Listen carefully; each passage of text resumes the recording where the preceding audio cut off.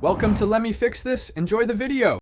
In this video, I will explain how to replace a Ford Fiesta water pump. First, gather your tools, including a socket set, wrenches, and a drain pan. Make sure your engine is completely cool to avoid burns. For safety, disconnect the negative terminal of your car's battery. Then, you'll need to drain all the old coolant into a suitable container. Next, you'll need to gain access to the water pump.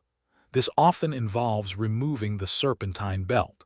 Take a moment to sketch or photograph its routing for easier reinstallation. Depending on your Fiesta model, you might also need to remove a motor mount or other accessories that are in the way. Be gentle with all connections. Now it's time to remove the old water pump. Carefully unbolt it, being mindful of any remaining coolant. Clean the engine block's mounting surface meticulously to ensure a perfect seal for the new pump. Install the new water pump, making sure the new gasket is correctly seated. Tighten all bolts to the manufacturer's recommended torque specifications. Finally, reassemble everything you removed, including the serpentine belt and any other components.